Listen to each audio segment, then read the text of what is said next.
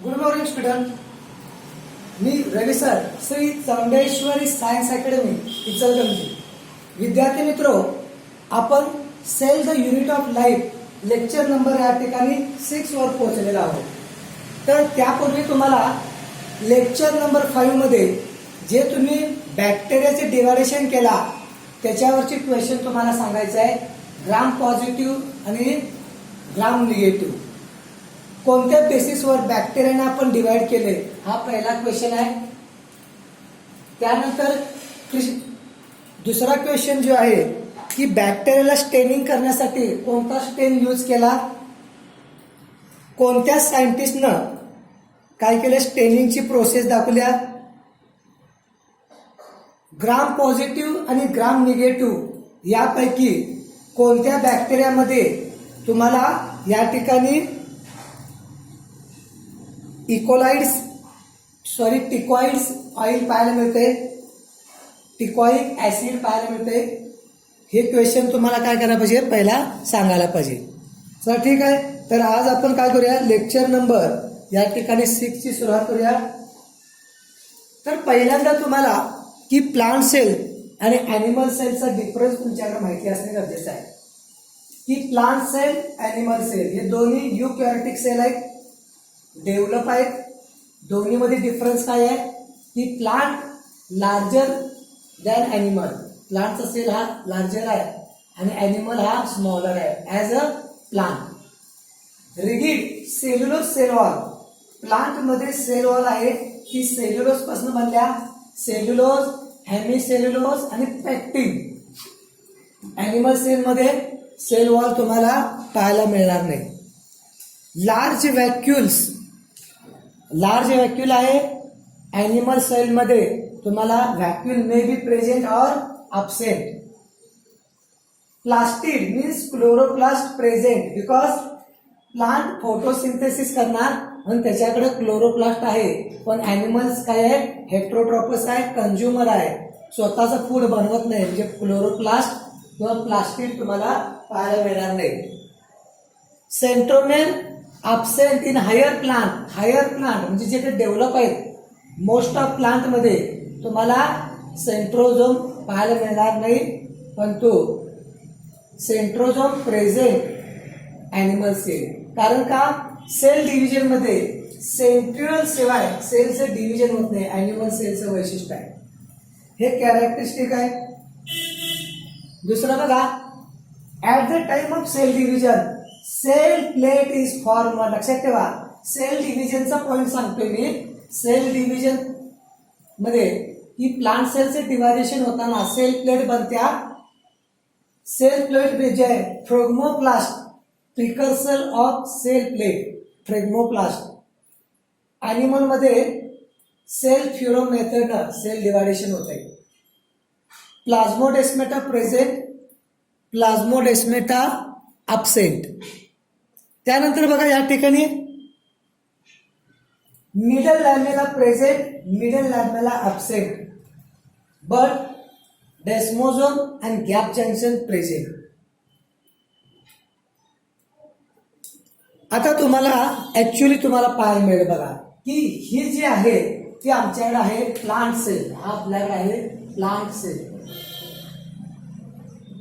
या प्लांट सेलकडे जरा लक्ष द्या. सर्वात जे बाहेर दिसते आहे ब्लॅक, हे आहे सेल वॉल. सेल वॉलच्या आत तुम्हाला काय दिसेल, सेल मेम्ब्रेन. आणि सेल मेम्ब्रेनच्या आत हा जो गॅप आहे यामध्ये आहे सायटोप्लाझम. म्हणजे सायटोप्लाझम जे आहे ते काय बघा, सायटोप्लाझम. आणि तुम्हाला आत एक गोल स्ट्रक्चर दिसते बघा. या स्ट्रक्चरचं नाव आहे व्हॅक्यूल. हे बघा, हे जे नाव आहे याला म्हणतो आपण व्हॅक्यूल. आणि जी लेअर आहे या लेअरचं नाव आहे टोनोप्लास्ट. ही लिव्हिंग आहे, लिव्हिंग. आणि आज जे काही फ्लुइड आहे, हिच्या आज जे फ्लुइड आहे हे नॉन लिव्हिंग आहे, नॉन लिव्हिंग. मग तुम्हाला क्वेश्चन विचारणार की टोनोप्लास्ट व्हॅक्यूलची जी काही आउटर लेअर आहे टोनोप्लास्ट म्हणायचं, आज जे लिक्विड आहे त्याला काय म्हणायचं, सेल सॅप नॉन लिव्हिंग आहे. कारण का प्लांट सेलमध्ये काय नाही आहे, लायझोझोम नाही आहे. आणि लायझोझोम नसल्यामुळं वेस्ट मटेरियल जे आहे ते व्हॅक्यूल मध्ये आणून सोडलं जात आहे आणि त्यामुळं सेल सॅप हे नॉन लिव्हिंग आहे. आणि न्यूक्लियस बघा पेरिफेरल आहे. कारण का या व्हॅक्यूलच्या प्रेशरमुळं न्यूक्लियस बाजूला आलाय, सेंट्रलला नाही. पण ॲनिमल सेलमध्ये न्यूक्लियस हा सेंट्रलला पाहायला मिळतोय तुम्हाला. लक्षात. आता समोर आहे बघा प्रोटोप्लाझम. प्रोटोप्लाझमच्या बाबतीत काय सांगितलंय बघा की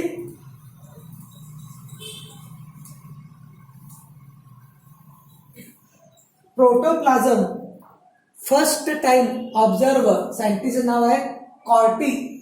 पहिल्यांदा प्रोटोप्लाझम कोण पाहिला असेल त्याचं नाव आहे कॉर्टी. त्यानंतर डुजार्डिन गिव्ह सॅक्रोड टर्म प्रोटोप्लाझम. एक सायंटिस्ट आहेत डुजार्डिन यांनी प्रोटोप्लाझमला सॅक्रोड हे शब्द वापरला. परंतु टर्म प्रोटोप्लाझमचा शब्द जो आहे टर्म ते वापरला E.J. Purkinje 1840. Term protoplasm given by E.J. Purkinje. हा तुम्हाला नोटबुक मध्ये लिहायला पाहिजे. त्यानंतर Hanstein proposed protoplast for protoplasm. अनेक सायंटिस्ट होतं हॅन्स्टेन, त्यांनी प्रोटोप्लाझमला प्रोटोप्लास्ट शब्द वापरला. Hugo von Mohl emphasizes the importance of protoplasm in cell division. एक सायंटिस्ट आहेत हिगो मोफेल, यांनी प्रोटोप्लाझमला जास्त इम्पॉर्टन्स दिले, महत्व दिले. कधी सेल डिव्हिजन मध्ये.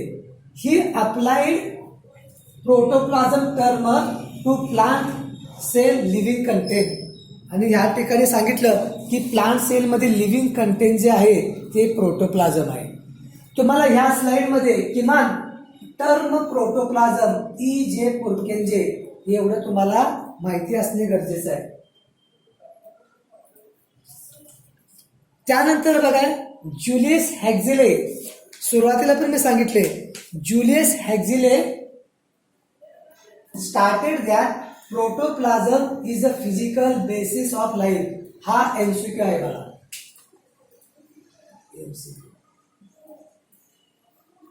तर काय आहे फिजिकल बेसिक ऑफ लाईफ हे टर्म कोण म्हटले, ज्युलियस हॅक्झिले.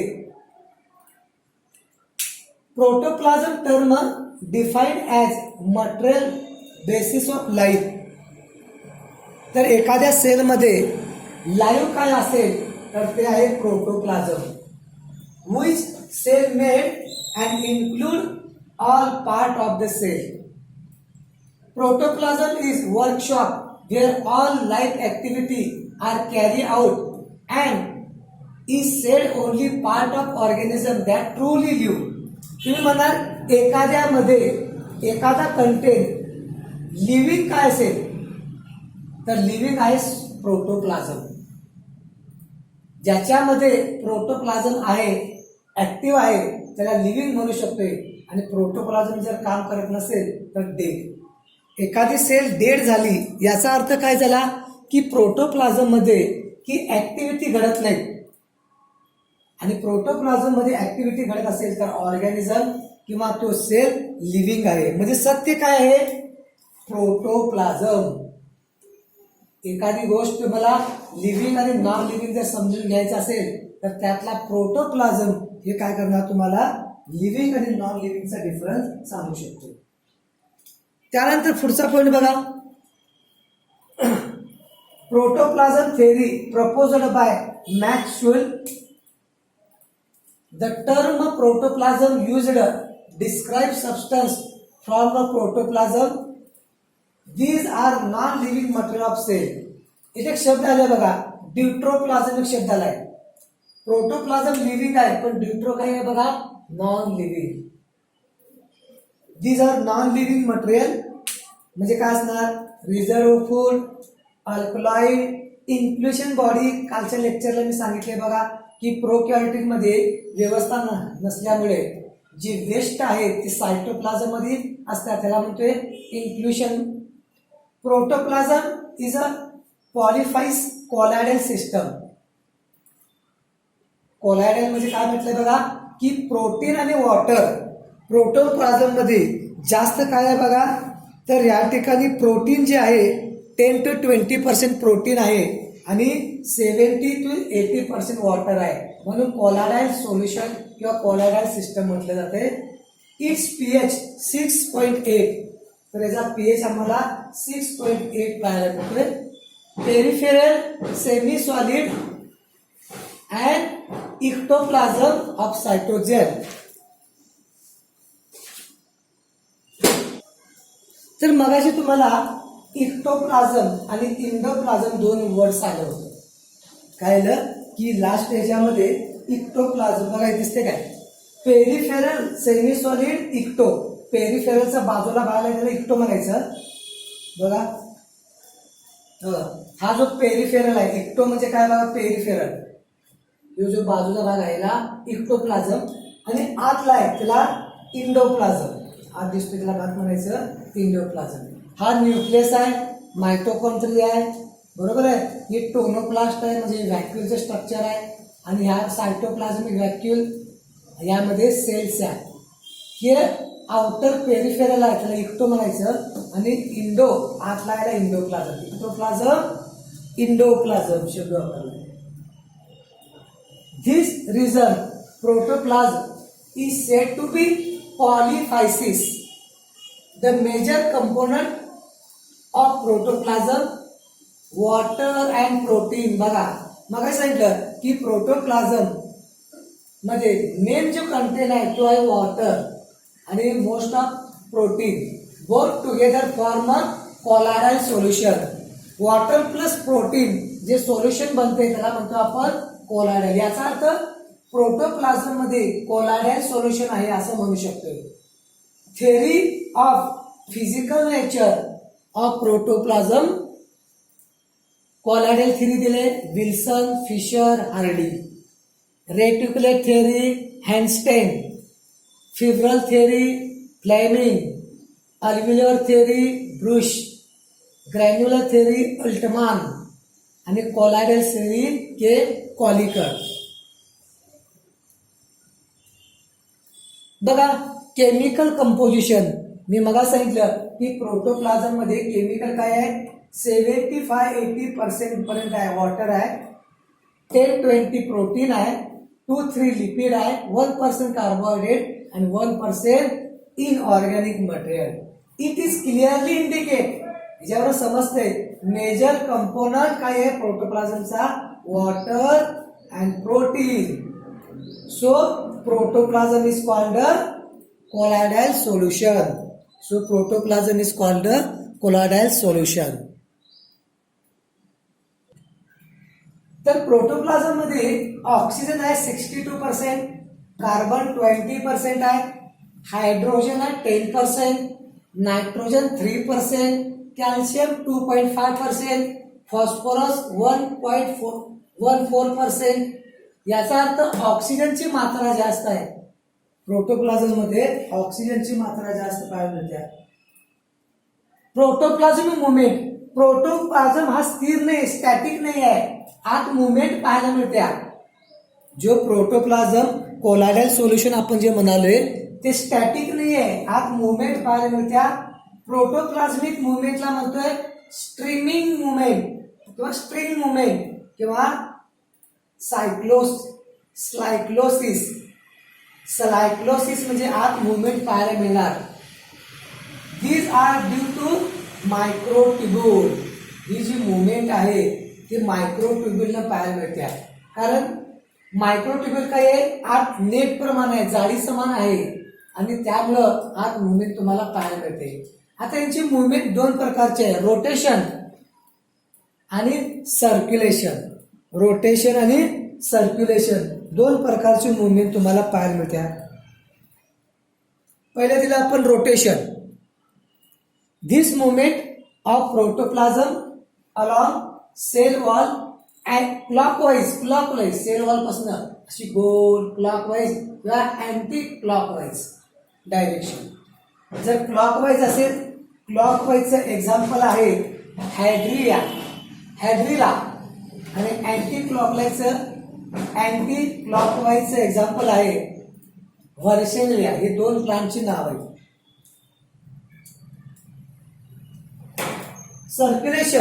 सर्क्युलेशन म्हणजे काय ना, गोल प्रोटोप्लाझमची मुवमेंट जर गोल गोल घडत असेल, this movement protoplasm different direction around number of small vacuole. जे व्हॅक्यूल आहेत त्यांच्यापासून अराउंड गोल फिरणार. स्टिमेनल हेअर ऑफ ट्रेस्टिया शूट हेअर अँड बेगोनविला याचं एक्झाम्पल आहे. स्टिमेनल हेअर ऑफ ट्रेन्सिला बेगोनविला काय आहे, एक प्लांट आहे. या प्लांटमध्ये तुम्हाला या प्रकारची मुवमेंट पाहायला मिळते. Protoplasm is living substance. बघा की एखाद्या सेलमध्ये लिव्हिंग काय असेल तर तो protoplasm. Nutrition, metabolism, growth, expression, response to stimuli, heredity means या सर्व जे आहेत ते कोणामध्ये घडते, प्रोटोप्लाझम. आता काही टर्मोलॉजी तुम्हाला माहिती असणं गरजेचं आहे. फॉर एक्झाम्पल तुम्हाला दिले प्रोटोप्लाझम म्हणजे काय. या प्रोटोप्लाझम मध्ये तुम्ही न्यूक्लियस मायनस केला तर सायटोप्लाझम. न्यूक्लियस मध्ये न्यूक्लिओज नावाचं केमिकल आहे, फ्लुइड आहे. सायटोप्लाझम मधून मायनस ऑर्गॅनलस म्हणजे पेशी अंगके बाजूला केला त्याला म्हणायचं हॅलोप्लाझम. बघा एक चार्ट देतो तुम्हाला. बघा आता लक्ष द्या, तुम्हाला हे जे कंटेन आहे ते परत तुम्हाला चार्टच्या स्वरूपात येत आहे. तर हे प्लांट सेल आहे. प्लांट सेलमध्ये आपल्याला काय दिसाले की प्लांट सेल आहे. प्लांट सेलमध्ये सेल वॉल आहे, सेंट्रल व्हॅक्युला आणि प्रोटोप्लाझम आहे. आता मला सांगा की प्रोटोप्लाझम जो कंटेन आहे तो कशापासून बनलेला असणार. Cytoplasm plus nucleoplasm. बघा प्रोटोप्लाझम कसा आहे बघा की सायटोप्लाझम प्लस न्यूक्लिओप्लाझम. मग असे न्यूक्लियस लिहिलं होतं, लिहायचं न्यूक्लिओप्लाझम आणि या दोन्ही मिळून प्रोटोप्लाझम बनणार. ही बेसिक जी इन्फॉर्मेशन आहे तुमच्या माइंडमध्ये असणं महत्वाचं आहे. दुसरं म्हणणार तुम्ही, आता म्हणणार तुम्ही या ठिकाणी सायटोप्लाझम म्हणजे काय. आता तुम्ही हा सायटोप्लाझम घेतला, मी काय म्हणतोय सायटोप्लाझमचा विचार केला तर सायटोप्लाझम मध्ये काय आहे की सेल मेम्ब्रेन आणि mesoplasm. Cell membrane plus mesoplasm. आता म्हणा मेसोप्लाझम म्हणजे काय. मेसोप्लाझम मध्ये तुम्हाला काय काय पाहायला मिळणार. हॅलोप्लाझम,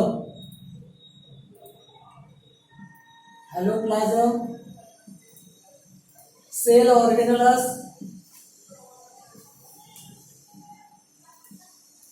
त्यानंतर हे ड्यूट्रो माहिती काय, डेड आहे. ड्यूट्रोप्लाझम जे डेड मटेरियल आहे यात असते. हे काय नॉन लिव्हिंग आहे, लक्षात ठेवा नॉन लिव्हिंग.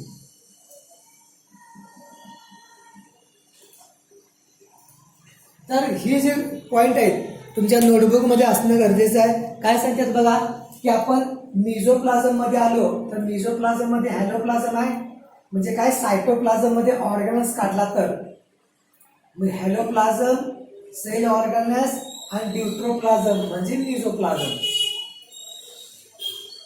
आता सर्वात एक महत्वाचा क्वेश्चन आहे आणि बऱ्याच मुलांना ह्या पॉइंटवर क्वेश्चन करता येत नाही. म्हणजे काय की जे सेल ऑर्गॅनल्स आहेत यामध्ये जी काही मेम्ब्रेन आहे त्यांना स्वतःची, काही ना डबल मेम्ब्रेन आहे, काही ना सिंगल मेम्ब्रेन आहे आणि काहीला मेम्ब्रेन नाही. फॉर एक्झाम्पल रायबोझोमला मेम्ब्रेन नाही. Organelles on the basis of DNA. पहिला आपण बघूया डीएनएच्या बेसिसवर बघूया आणि मग मेम्ब्रेन लेवलवर जाऊया. डीएनए प्रेझेंट मायटोकॉन्ड्रिया, क्लोरोप्लास्ट आणि न्यूक्लियस आणि ॲब्सेंट जे पेशी अंगके आहेत यांना आपण डिव्हायडेशन केलो तर या ठिकाणी डीएनए काय आहे मायटोकॉन्ड्रियाचा एमटी डीएनए, क्लोरोप्लास्ट मधील सीपीडीएनए आणि ह्याच्यामध्ये डीएनए आहे माहितीच आहे न्यूक्लियस मध्ये. तर काय झालं ते की on the basis of DNA की cell organs divided, DNA present mitochondria, chloroplast and nucleus आणि बाकीचे मध्ये डीएनए ॲब्सेंट आहे. मायटोकॉन्ड्रियाचा डीएनए एमटी डीएनए, क्लोरोप्लास्टचा डीएनए सीपीडीएनए आणि न्यूक्लियस मध्ये डीएनए आहेच आहे. हा ॲटोनॉमस आहे आणि दोन सेमी ॲटोनॉमस आहे. बघूया आपण autonomous, semi autonomous. Cell organelles मी काय म्हणतोय cell organelles on the basis of membrane. आता काय करायचं आहे मेम्ब्रेनच्या धर्तीवर डिव्हायडेशन करायचं आहे. डबल मेम्ब्रेन कोणाला आहे पेशी आमृतीमध्ये डबल मेम्ब्रेन आहे क्लोरोप्लास्ट, मायटोकॉन्ड्रिया आणि न्यूक्लियस. तर समोर आपले एक डायग्राम दिसते बघा. तर काय दिलंय की हे जे आहे मायटोकॉन्ड्रिया, समजा हा एक मिनिट हा क्लोरोप्लास्ट पडतो मी, हा आहे क्लोरोप्लास्ट की ऑर्गन्स मध्ये डबल मेम्ब्रेन असणारा हा न्यूक्लियस. न्यूक्लियसला आउटर इनर, मायटोकॉन्ड्रियामध्ये आउटर इनर मेम्ब्रेन आहे, क्लोरोप्लास्टला पण आउटर आणि इनर मेम्ब्रेन आहे. डबल मेम्ब्रेन असणारे तीन ऑर्गन्स आहेत chloroplast, mitochondria, nucleus. Membraneless ribosome आणि सेंट्रोझोम या दोघांना मेम्ब्रेन नाही म्हणजे मेम्ब्रेन लेस. आणि रिमेन जे काय असतील त्यांना सिंगल लेअर आहे. रिमेन जे काही ऑर्गन्स असतील त्यांच्यामध्ये तुम्हाला सिंगल लेअर पाहायला मिळतात. बघा परत इथं बघा लायझोझोम असेल, इंडोप्लाझमिक असेल, गॉल्जी बॉडी यांच्यामध्ये सिंगल लेअर तुम्हाला पाहायला मिळत्या. आणि काय आहे double layer chloroplast, nucleus, mitochondria यांच्यामध्ये डबल लेअर आहे आणि रिमेन जे आहेत त्यांच्यामध्ये सिंगल लेअर आहे. रायबोझोमला काही आहे लेअर नाही आणि सेंट्रोझोमला सुद्धा स्वतःची मेम्ब्रेन नाही आहे. Cytosol fluid portion cytoplasm that surrounded organelles constitute 55% of the total value. सेलचा जेवढा व्हॅल्यूम आहे त्यातला 55% हा सायटोसोल. मागायचं सांगितलं बघा प्रोटोप्लाझमिक मुवमेंट जी पाहायला मिळत्या. It is the seat for many chemical reaction. ह्या ठिकाणी रिॲक्शन पाहायला मिळत्या. Cell organelles are specialised structure that characteristic shape and perform specific function in cellular growth, maintenance the reproduction. मी म्हटलं की या ठिकाणी सेलच्या आत जे काही मेटाबॉलिक ऍक्टिव्हिटी व्हायला त्याला म्हणते सायटोसोल फ्लुइड. तुम्हाला जर ॲनिमेशन दिसतंय का बघा, जर बारीक नजर ठेवलं तर यामध्ये ही मुवमेंट दिसायला बघा. बघा 2 मिनिट बघा, जर तुम्ही लक्ष दिला तर ही जी मुवमेंट आहे या मुवमेंटला लक्षात ठेवा. प्रोकॅरियोटिक्सचा जो काही सायटोसोल आहे तो त्यामध्ये मुवमेंट नाही. युकॅरियोटिक मध्ये सायटोसोल मध्ये मुवमेंट आहे. बघा ही movement.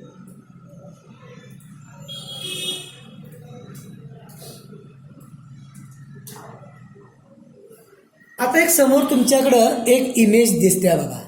The miracles of HeLa, the first culture human cell. सर्वात प्रथम जो ह्युमन सेल जो कल्चर केला लॅब मध्ये तो आहे हेला सेल. काय केलं बघा 1951 the cell from obtain malignant tumour म्हणजे एक प्रकारचा कॅन्सर आहे, कार्सिनोमा सर्व्हिस किंवा युटेरस मधला असणारा कॅन्सर. या कॅन्सर सेलला काय केलं ऑप्टेन केलं आणि त्याला कल्चर केलं. आज सुद्धा हा सेल काय व्हायला डिवाइड होत चाललाय. आणि ज्या लोकांना कॅन्सरवर ट्रीटमेंट करायचं आहे किंवा मेडिसिन शोधायचं आहे, डिस्कव्हरी करायची आहे ही लोक काय करतात की हा सेलची मागणी करतात आणि त्याच्यावर स्टडी करतात. मग काय म्हटलंय बघा, first human cell culture in laboratory, प्रयोगशाळेमध्ये आज सुद्धा डेव्हलप केला जातोय, आज सुद्धा तो स्वतः डेव्हलप होतोय. कॅन्सर असा आहे की अमरण न मरणारी पेशी आहे. कॅन्सर सेल काय करते की त्याला मृत्यू माहित नाही, जो कापर्यंत तुम्ही न्यूट्रिशन देणार तसं ती ग्रो करणार. आणि त्यामुळं लॅबमध्ये त्या सेलला मीडियम दिलं आणि ग्रो दिला. ही जी लेडी आहे तिचं नाव आहे, पेशंट आहे हेनरी लॉ. हिला युटेरसचा कॅन्सर असल्यामुळं तिचा सेल काढला आणि तो आज सुद्धा डिवाइड केला जातोय. आज सुद्धा काय होते, तो डिवाइड होते. म्हणजे कॅन्सर किती डेंजर आहे हे लक्षात ठेवा. अजून सुद्धा कॅन्सरवर अजून या ठिकाणी मेडिसिन नाही आहे. अनकंट्रोल ग्रोथ काय होते कॅन्सरमध्ये, काय होते मध्ये काय की एक सेल आहे, समजा आपण इथं जखम झाल्या, ही सेल काय करणार, इथं एवढं पॅच भरणार दोघं जण येऊन, आणि इथं आल्यानंतर ही बंद व्हायला पाहिजे जखम पूर्ण झाल्यानंतर. पण जर समजा ही परत डिवाइड करायला लागली तर इथं काय बनते, ट्यूमर बनते, ट्यूमर. आणि या ट्यूमरलाच काय म्हणतोय, कॅन्सर. तर पहिला जे पेशंट होते हेनरी टी लॉ, हिचा सेल काय केलाय, कल्चर केलेला जातो. Last point, there are 3 major type of cell. Multicellular, बहुपेशीय मल्टीसेल्युलर ऑर्गॅनिझम मध्ये 3 प्रकारचे सेल आहेत. अनडिफरन्शिएटेड, आता अनडिफरन्शिएटेड म्हणजे काय बघा की तिने परफेक्ट असा सेट घेतलेला नाहीये. म्हणजे काय केलंय की समजा आपण 10वी पर्यंत स्टुडंट असतोय, 10वी पर्यंत आपण काय म्हणणार, अनडिफरन्शिएटेड. कारण का, तुम्ही अजून ठरवलं नाही की तुम्हाला डॉक्टर बनायचं आहे, वकील बनवायचं आहे, इंजिनियर बनायचं आहे, मेकॅनिकल बनायचं आहे, सॉफ्टवेअर बनायचं आहे. परंतु ज्यावेळी तुम्ही 11वी सायन्समध्ये आला तर तुम्ही काय करलाय, सायन्स फील्डमध्ये तुम्हाला करिअर करायचं आहे. म्हणजे तुम्ही पुढे जाऊन काय होणार, डिफरन्शिएट होणार. याला म्हणायचं डिफरन्शिएटेड सेल. तुम्ही डॉक्टर वगैरे बनणार. म्हणजे डिफरन्शिएटेड आणि अनडिफरन्शिएटेडचा फरक समजतोय का बघा. लक्षात, अनडिफरन्शिएटेड सेल आहे मेरिस्टेमॅटिक सेल. प्लांटची जी ग्रोथ होत्या त्याला मेरिस्टेमॅटिक सेल म्हणतोय. आणि मेरिस्टेमॅटिक सेल प्लांटच्या टॉपवर आणि रूट मध्ये पाहायला मिळते. स्टेम सेल ॲनिमलच्या बॉडीमध्ये विशेष प्रकारचे सेल आहे, त्याला स्टेम सेल म्हणतोय. हे स्टेम सेल पुढे जाऊन लिव्हर, हार्ट, लंग्स, किडनी बनवू शकतात. Embryonic sale. त्यानंतर डिफरन्शिएटेड बघा की समजा स्टेम सेलनं हार्ट किंवा लंग्स बनला तर हे डिफरन्शिएटेड झाला, आता परत काही चेंज होणार नाही. त्यानंतर आहे परमनंट टिश्यू. डिफरन्शिएटेड मध्ये कोण येणार, permanent tissue, RBC, sieve tube. आता मला एक क्वेश्चन सांगा की आरबीसी आणि स्लीव्ह मध्ये काय अब्सेंट आहे. अब्सेंट एक महत्वाचा पॉइंट आहे. आरबीसी आणि स्लीव्ह ट्यूब मध्ये एक अब्सेंट पॉइंट आहे, त्याचं नाव काय सांगा. Muscle cell, liver cell. त्यानंतर लिव्हरला बनवणाऱ्या सेलचं नाव सांगा. त्यानंतर लास्ट पॉइंट आहे डी डिफरन्शिएटेड. समजा काय अनडिफरन्शिएटेडचं डिफरन्शिएट झाला, परत त्याने काय केलं, डी डिफरन्शिएटेड. ज्यावेळी सेल डिफरन्शिएट होतो त्यावेळी सेल डिव्हिजन करत नाही, तो परमनंट झालेला असतो.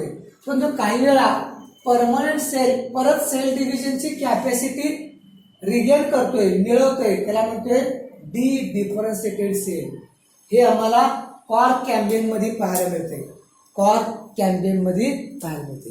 हे सर्व तुम्हाला प्लांट अॅनाटॉमी आणि मॉर्फॉलॉजी मध्ये हे डिटेल तुम्हाला पाहायला मिळेल. तूर्त तरी इतकंच आपण तुम्हाला सांगू शकतो. तर या ठिकाणी लेक्चर नंबर 6 कंप्लीट होतोय. Okay, bye.